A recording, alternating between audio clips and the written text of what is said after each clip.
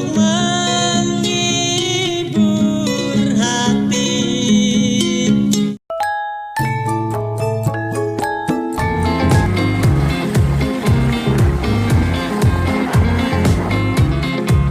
Perbedaan meditasi samatha dan vipassana. Kata para guru spiritual, meditasi adalah jalan pintas untuk mencapai pencerahan. Meditasi, dalam banyak tradisi, memang sangat dianjurkan. Terutama dalam Buddhisme, ada dua jenis meditasi. Pertama, samatha bhavana atau meditasi ketenangan, dan yang kedua adalah vipassana bhavana atau meditasi pandangan terang. Ada pandangan yang berbeda di kalangan pengajar meditasi. Ada yang mengatakan bahwa seseorang harus melakukan dan mahir meditasi samatha bhavana terlebih dahulu. Baru setelah itu mereka masuk ke meditasi vipassana bhavana. Ada juga yang mengatakan bahwa untuk mencapai pencerahan tidak perlu dengan melakukan meditasi samatha bhavana terlebih dahulu, tapi langsung meditasi vipassana bhavana. Meditasi samatha bhavana adalah pemusatan konsentrasi atau perhatian pada objek tertentu, misalnya napas.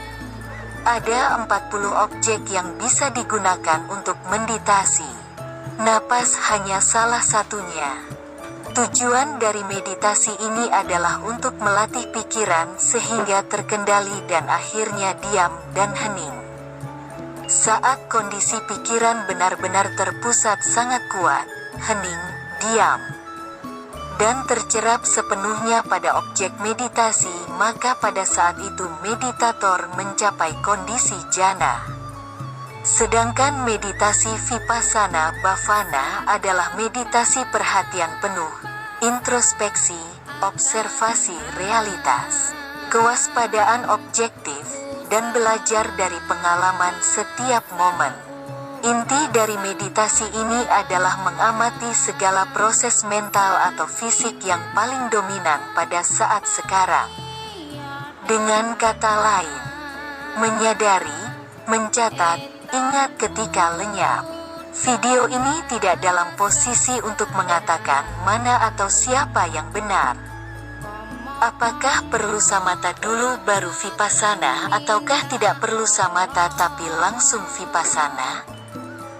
Video ini ingin menyampaikan apakah sebenarnya yang terjadi dalam pikiran seseorang yang melakukan meditasi, baik itu samatha maupun vipassana, ditinjau dari riset di barat.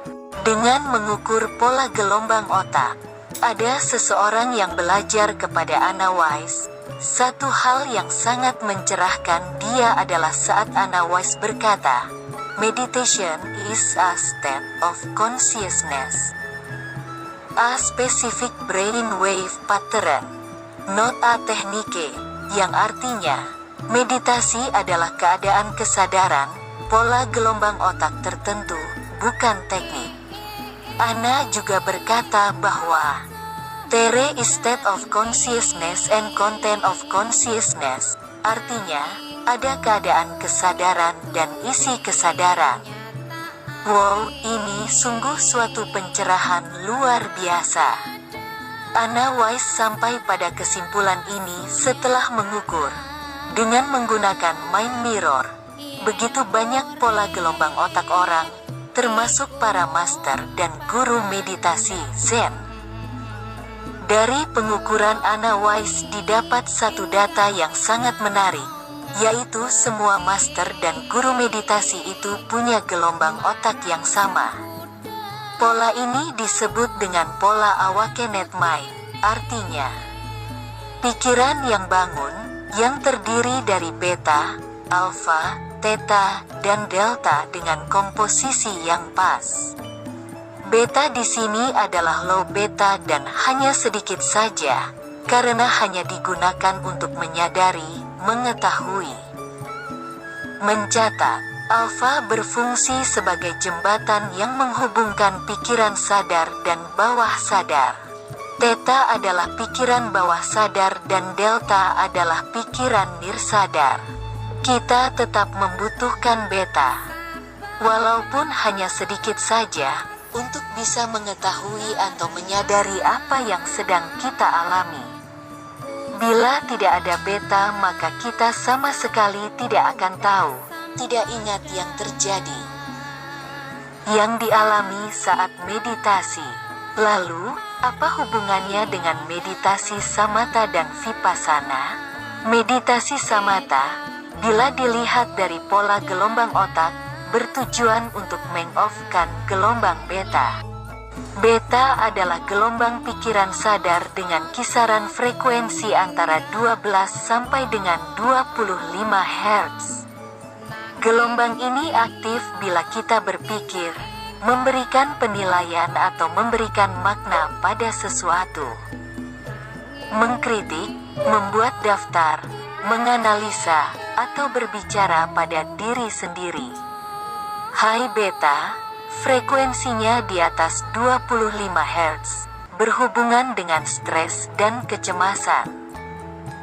Semakin aktif high beta seseorang, maka semakin liar pikirannya. Pikiran akan lari ke sana kemari, melompat dari satu hal ke hal lain, tidak bisa diam. Sulit atau hampir tidak mungkin untuk dikendalikan. Kesulitan ini yang dialami oleh semua meditator pemula. Banyak orang menghabiskan begitu banyak waktu hanya untuk belajar mendiamkan pikiran mereka, namun tidak berhasil. Akhirnya mereka memutuskan untuk berhenti bermeditasi karena tidak merasakan manfaat. Berapa lama waktu yang dibutuhkan untuk membuat seseorang mahir meng-off-kan pikirannya? Ini semua bergantung pada waktu dan teknik yang digunakan. Umumnya, untuk meng-off-kan pikiran sadar, orang menggunakan objek napas. Pikiran dilatih untuk diam dengan cara difokuskan pada napas. Dan pada saat pikiran lari ke objek lain, maka pikiran ditarik kembali ke napas. Demikian selanjutnya sampai dicapai kekuatan konsentrasi yang sangat tinggi.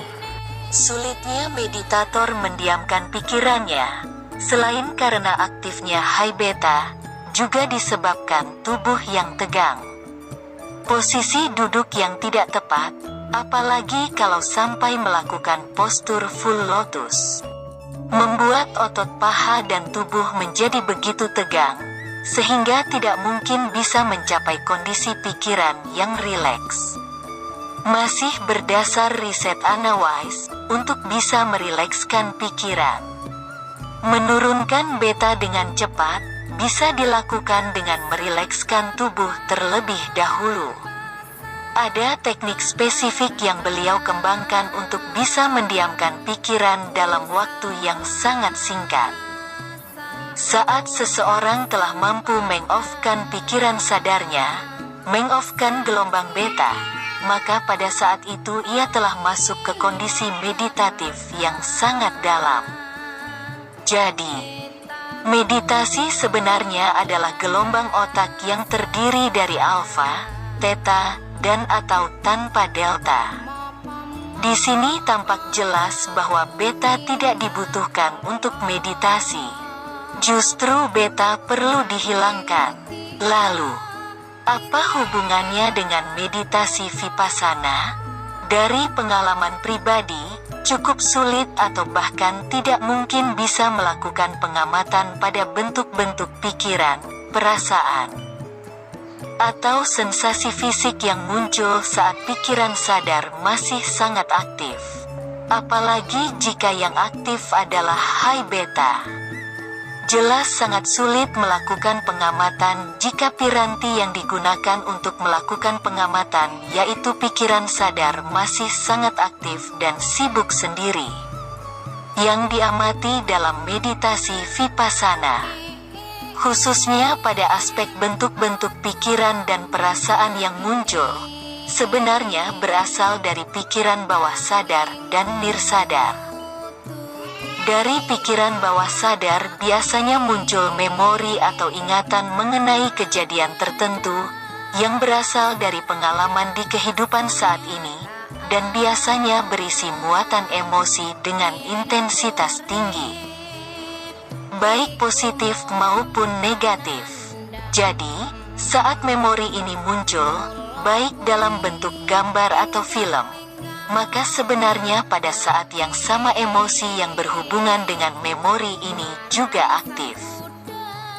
Sedangkan dari pikiran nirsadar akan muncul memori dan emosi yang berasal dari kehidupan lampau.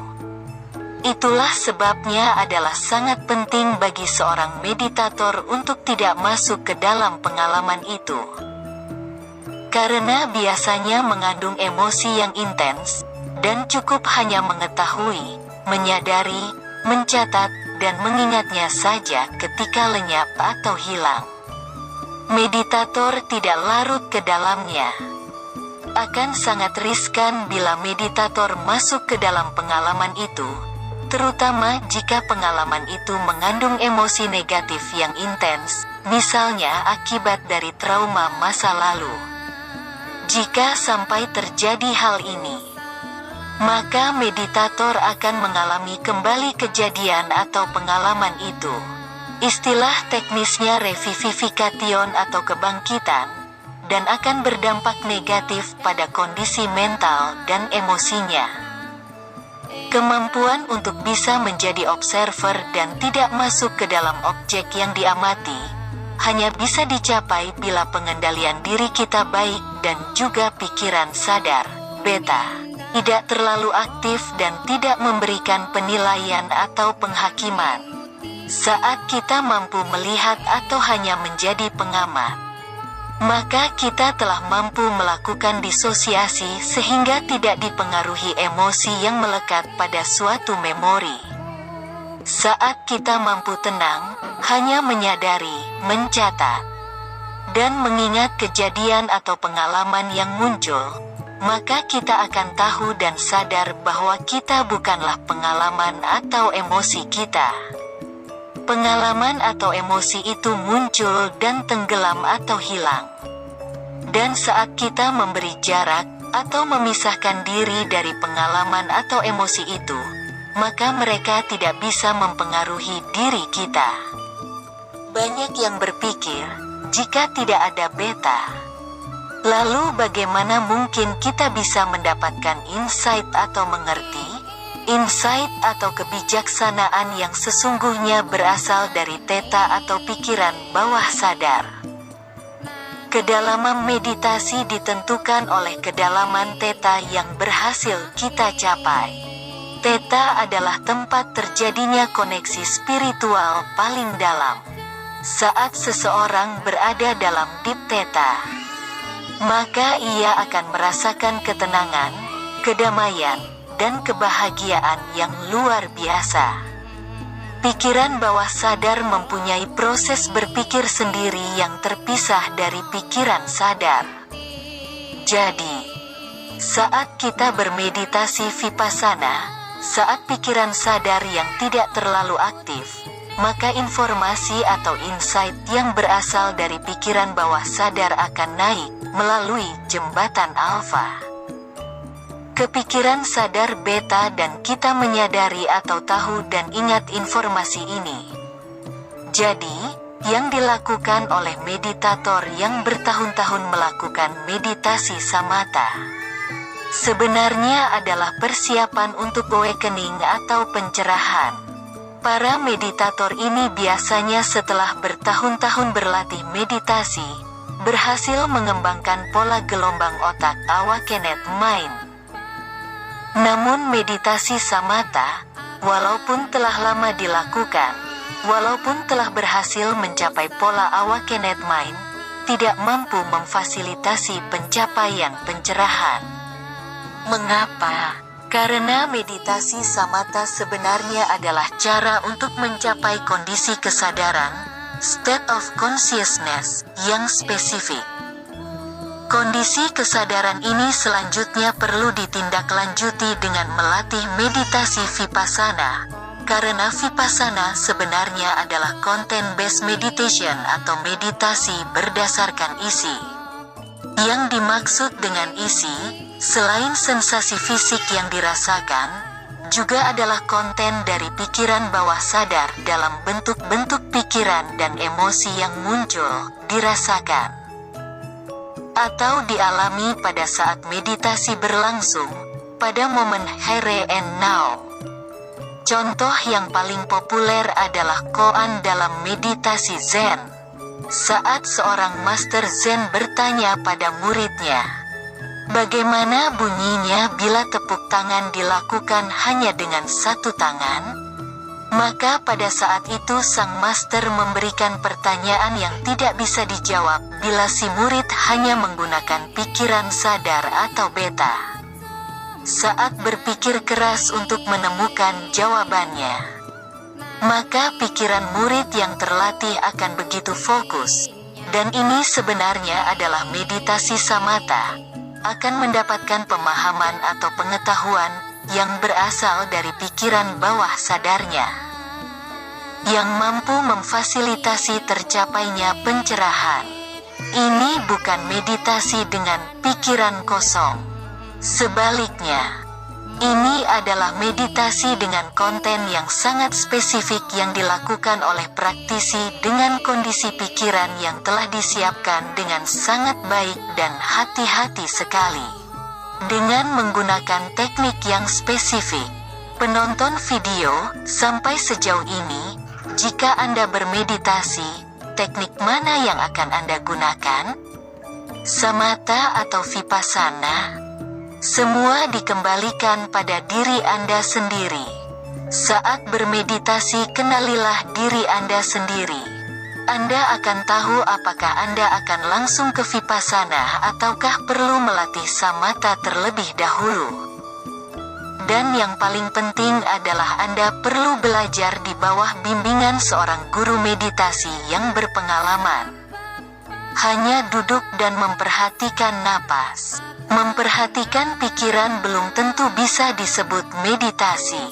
Meditasi, seperti yang didefinisikan oleh Anna Weiss, adalah kondisi kesadaran spesifik, bukan sekedar teknik.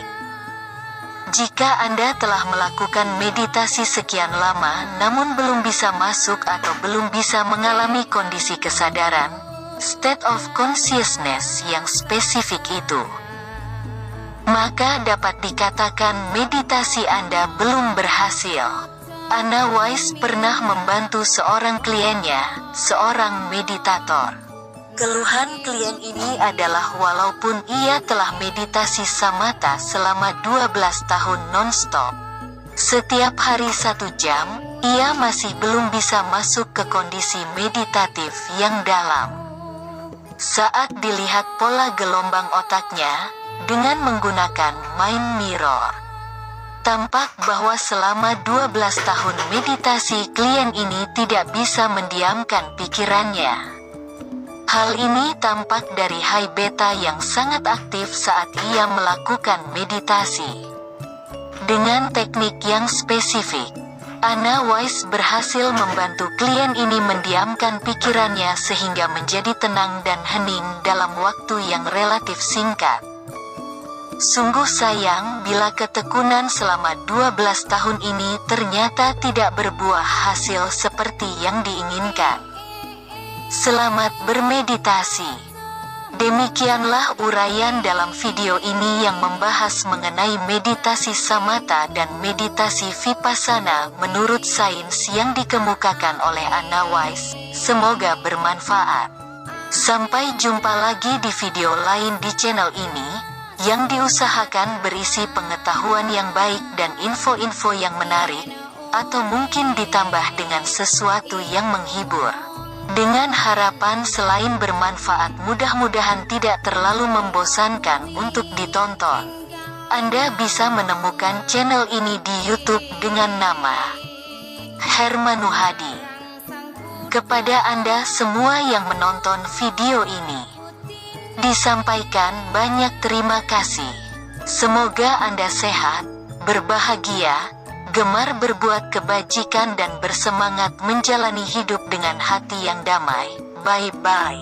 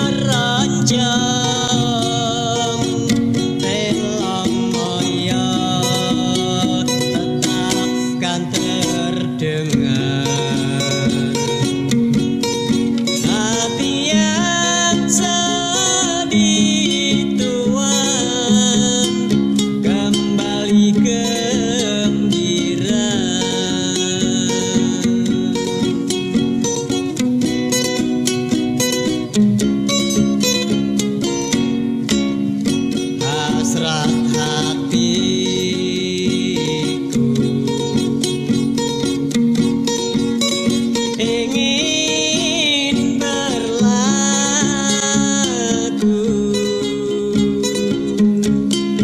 membawa telomoyo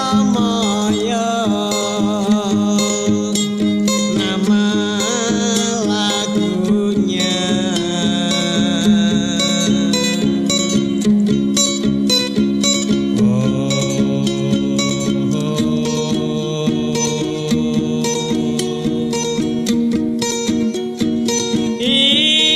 Inilah keroncong asli sejak zaman dulu kala, untuk menghibur hati pendengar semua.